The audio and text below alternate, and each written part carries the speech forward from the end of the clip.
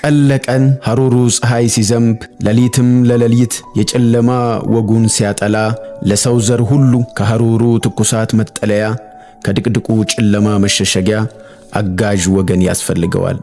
ለሰው ጥላው ሰው ብርሃኑም ጎረቤቱ ነውና ዛሬም ልባሞች ለምድራችን ያስፈልጋሉ። የ2017 ዓመተ ምህረት የልባም ሰው አዋርድ እጯችን ለደካሞች እናት ማጀት በረካ በብቸኝነት ለተጎዱ ሕፃናት ማረፊያ ናቸውና እነሆ ጥቂት ስለሳቸው እናውሳ።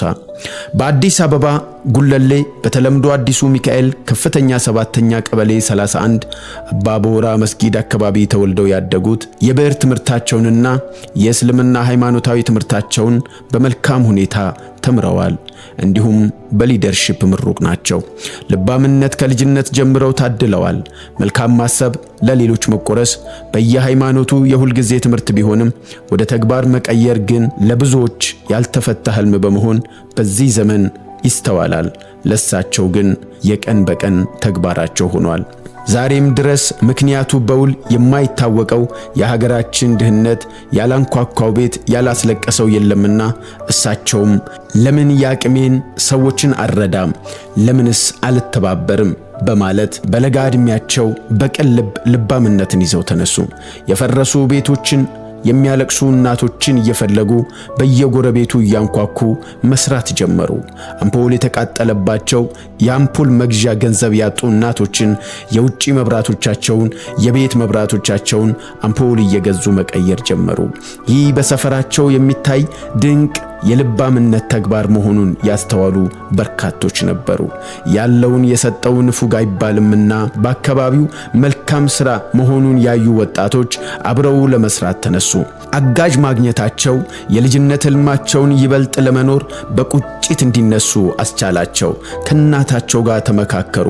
በልጅነት ዕድሜያቸው አባታቸውን በሞት ማጣታቸው ወላጆቻቸው የሞቱባቸው ልጆች ስሜታቸውን ለመረዳት ህመማቸውን ለመታመም አልከበዳቸውም። የትኩረት አቅጣጫቸውን ለይተው ረዳት የሌላቸው እናቶችና ልጆች ላይ በማድረግ እናቶችን ማብላት፣ ማስደሰት፣ የሚያስፈልጋቸውን ማቅረብና ለሕፃናት ማስተማርና ለትምህርት ቤት የሚያስፈልጋቸውንም በማቅረብ በጥቂቱ ሲጀመር አባቦራ መረዳጃ ማህበር በማለት ስም ሰይመው ጉዟቸውን ገፉበት። መኖሪያቸውም ሆነ የሥራ ስፍራቸው ለመርካቶ ቅርብ ነበርና ከክፍለ ሀገር የሚመጡት በወንበዴዎች ሲዘረፉ መሳፈሪያ መመለሻ አጥተው ለሚያለቅሱ ወጣቶችም ሆኑ አባቶች ሲጉላሉ ደጋግሞ በማየት በሰፈሩ የሉትን ወጣቶችን በማስተባበር እንዲያግዛቸው በማድረግና በርካቶች የክፍያ ገንዘብ እየተሰጣቸው በአውቶቡስ እያሳፈሯቸው ወደ ሀገራቸው እንዲመለሱ በማድረግ ለሀገራቸው ህዝቦች ያላቸውን ልባምነት በብዙ አሳይተዋል።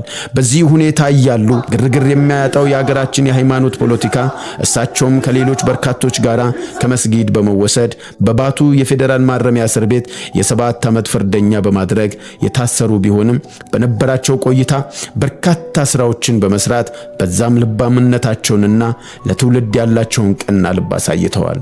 ተስፋ የቆረጡትን በማጽናናት መጽሐፍ ማንበቢያ ክፍሎችን በመገንባት በግብርና ልማት ላይ እገዛ በማድረግ ወጣቶች የሙያ ባለቤት እንዲሆኑ የድርሻቸውን አበርክተዋል። በለውጡ መንግስት በፍጥነት እንዲፈቱ ሲደረግም በመታሰራቸው ቀዝቅዞ የነበረው አባቦራ መረዳጃ ማህበር ስሙን ቀይረው የሲርለና በማለት ከፍተኛ ጉልበት በማብዛትና በማደራጀት በአማረ አደራጃጀትና አሰላለፍ እንደገና የቀልብ አገልግሎታቸውን ለመስራት ራሳቸውን አሳምነው ተነሱ።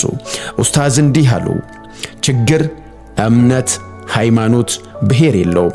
ያለንን ሁሉ ይዘን ኢትዮጵያን እናገልግል፣ እንድረስላቸው በማለት ደጋጎችን በመሰብሰብና በማስተባበር ሕፃናት ወደ ትምህርት ቤት እንዲሄዱ በማድረግ የደፍተር የዩኒፎርምና የምግብ ቁሳቁሶች በማዘጋጀት በሺዎች የሚቆጠሩ ሕፃናቶችን ወደ ትምህርት ገበታቸው እንዲመለሱ በድህነት ከሚሰቃዩ እናቶች እጅ እየወሰዱ ይህን ለሀገራቸው አበርክተዋል።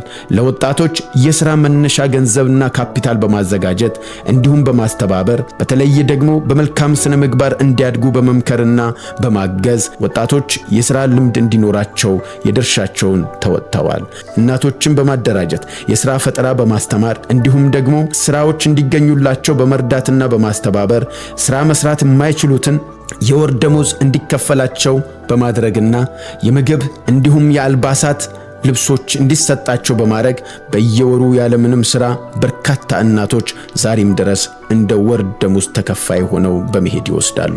ይህ ብቻ አይደለም። እሷስ ማን አላት በማለት በበዓላት የእስልምና እምነት ተከታዮች እናቶች፣ ወጣቶችንና ሕፃናትን የምግብና የሂጃብ አልባሳት አቅርቦት በማድረግ ችግረኞችን ለመርዳት ዛሬ ድረስ እጅግ እየተጋ ያለ ማህበር አቋቁመዋል።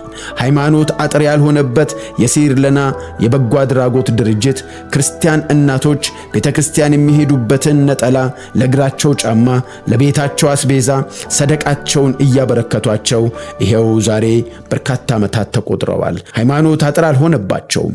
ዛሬም ድረስ እየሄዱ የሚፈልጉትን እየወሰዱ እናቶችንና አባቶችን በመርዳት በርካቶች በዚህ ገዛ ውስጥ ጥላ ውስጥ ሆነው ሀገርን እያሳረፉ ይገኛሉ። ሺዎች የሚኖሩበትን ለችግረኞች የተዘጋጀው መጠለያ በወር 170 ሺህ በመክፈል ያለ ምንም መሰላቸት ዛሬም ድረስ በችግር አለንጋ የተገረፉትን እናቶች፣ ባሎቻቸው የሞቱባቸውን አባት ያጡትን ሕፃናትን በመሰብሰብ በገዛ ባዘጋጁት በዛ ስፍራ ላይ በርካታ ልገሳዎችን እያደረጉ ግማሾቹ ተምረው በተማሩት ትምህርት ወጥተው ሥራ አግኝተዋል። በርካቶች ደግሞ የሥራ ፈጠራ እዛው ፈጥረዋል። ሌሎቹም በዛው በመረዳት ላይ ይገኛሉ። ይህንን ሲያደርጉ ያለምንም ስስት በቅን ልብ በመዘርጋት ነበረ። በተለያዩ የአገራችን ክፍሎች በመዘዋወርና የተለያዩ ክልሎች ላይ በመመልከት በመንግስት ተደራሽ ያልሆኑ ስፍራዎችን ለይቶ በማየት ከ338 በላይ የውሃ ጉድጓዶችን በመቆፈር ማህበረሰቡ የንጹህ ውሃ መጠጥ አቅርቦት እንዲያገኝ አበርክተዋል። በተለያዩ መድረኮች በመገኘት ለወጣቱ የማይደፈሩ መልእክቶችን በማስተላለፍ በማህበረሰብ ውስጥ ስንፍናን፣ ጥላቻን፣ ዘረኝነትን በሃይማኖት ምክንያት የሚነሱ ትልቅም ትንሽም የሚባሉትን ግጭት በማውገዝና በመቃወም እኩልነት በምድሪቱ ላይ እንዲሰፍን የራሳቸውን አስተዋጽኦ በማበርከት ላይ ይገኛሉ። በትዳር ውስጥ ችግር ውስጥ ለገጠማቸው ወንዶችም ሆኑ ሴቶችን የምክር አገልግሎት በመስጠት የጠራ ግንዛቤ እንዲኖር አድርገዋል። ኡስታዝ ተስፋ ለቆረጡት ብርታት፣ ላለቀሱ እናቶች ጽናት፣ ለተጨነቁ ልጆች አባት ሆነዋል። በስራቸው ታሪካቸውን የጻፉ የቅርጥ ቀን ባለውለታ ናቸው። ሀገራችን እንዲህ አይነት አባቶችን ከእምነት አልፈው ሰውነት ላይ ትኩረት ያደረጉ ለሰው ልጅ የሚራሩ የርህራሄ ልብ ያሳዩ አባት በማግኘቷ እንደ ልባም ሰው ዛሬም እንመካለን። ለፈረሱ ቤቶች ማገር፣ ለጨለሙ ቤቶች መብራት ሆነዋል። ሰደቃቸው ለታመሙ መድኃኒት፣ ምክራቸው በሐዘን ላሉ መጽናናት ሆኗል። እርሶ ለኛ ልባም ሰው ኖት። ለእርሶና ለቤተሰቦ ከእርሶም ጋር አብሮ ለሚሰሩት ሁሉ ረጅም ዕድሜ እንመኛለን። የ2017 የልባም ሰው አዋርድ ኡስታዝ ኑር ቱርኪ ሆነዋል። የሲር ለና። አመሰግናለሁ።